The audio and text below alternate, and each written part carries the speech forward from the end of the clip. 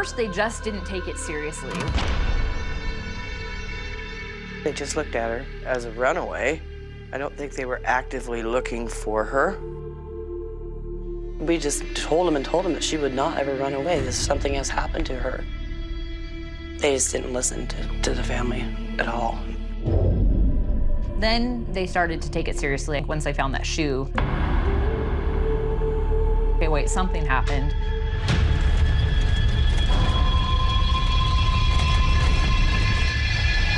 At approximately 3:30 this afternoon, the body of a teenage female, tentatively identified as Leah Freeman, was discovered in the Fairview area in Coos County.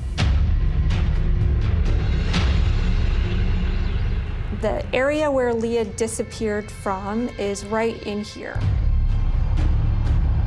Then we've got way over here, about 8 miles away, we've got where Leah's body is found on Lee Valley Road.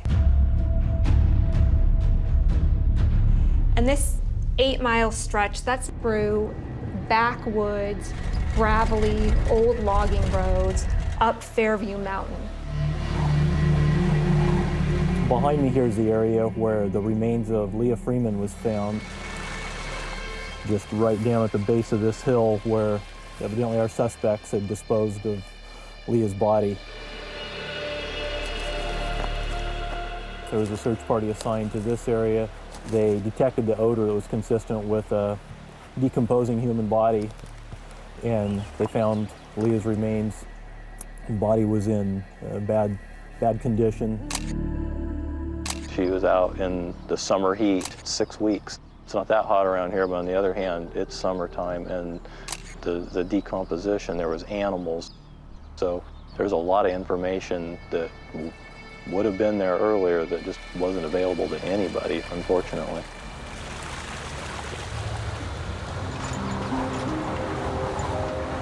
It was August 3rd. I'd gone out to Laverne Park with my friend Janet, letting her grandson play, and all of a sudden a Coquille City cop pulled into Laverne Park. He said, "Corey, I need to take you home." I said, "They found her." He told me he didn't know. But you knew? Yeah. Yeah. I knew, but I still let the denial take over. I wanted to go back in time. I didn't want to go home. I didn't want to hear the final news. I didn't want to hear it.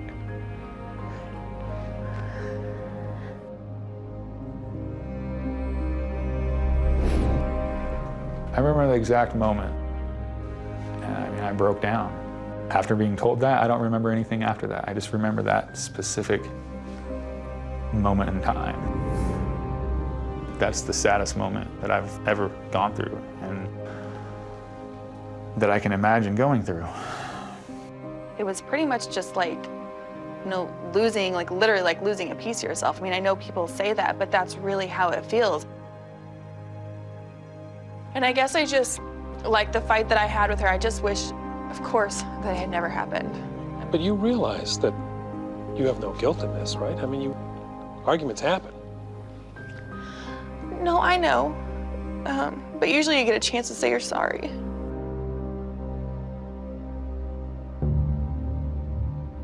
"15-year-old Leah Freeman vanished off the streets of Coquille 5 weeks ago. Her death is being treated as a homicide, but investigators are saying little else." How close are we to making an arrest? Can't answer that. I think that everybody was quick to point fingers at Nick because he's the most likely person, being her boyfriend. They went so hard after Nick because he was the only option they felt they had. And then started getting into harassment. I was hospitalized for an anxiety attack. I was overloaded with stress and lack of sleep. Police just aren't able to make any kind of a case stick against Nick McGuffin, or anybody else for that matter. And over time, there just isn't a single arrest made. We were kind of at a standstill at that point, and as time went by, it slowly became a cold case. Law enforcement tapered off, public perception and opinion and harassment didn't. The talk around here is about him and that he did it. Worst thing about a rumor mill is that it can start with one person saying something, and by the time it's even gone to one more person, it's just completely changed. And that is one of the worst things about living in a small town. I remember him telling me one time that he can't even walk into town without somebody calling him a murderer. One of the times we were at the store with him, somebody came up to us and started yelling at him and calling him a murderer. The whole store heard it. There was a suicide attempt. It was kind of a culmination. It's like when a tea kettle boils and it starts to make that hum. You just get an overload. You don't know what else to do.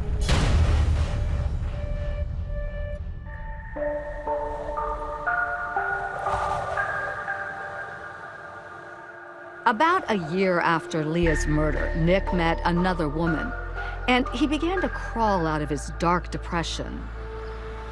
I think meeting her was the right thing at that moment. She helped me through a lot of it, and I think I needed that to help me through what I was going through. It's 2007. My daughter was born. At that moment, you know you need to get things right to be a father. Nick and his daughter's mother got very serious, and he decided to go to culinary school. Nick found his calling. He's an awesome chef. When people eat your food and they like it, I get the enjoyment out of that. I graduated top of my class, got a job at the casino. I was promoted to head banquet chef, and that was probably the best job I had had. Things were kind of starting to look up.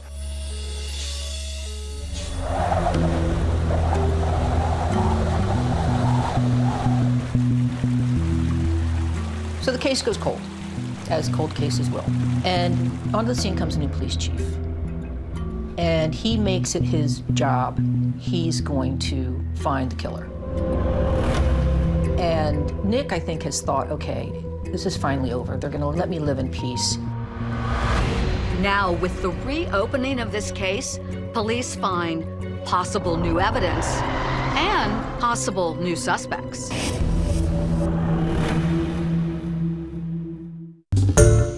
Hi everyone, George Stephanopoulos here. Thanks for checking out the ABC News YouTube channel. If you'd like to get more videos, show highlights, and watch live event coverage, click on the right over here to subscribe to our channel, and don't forget to download the ABC News app for breaking news alerts. Thanks for watching.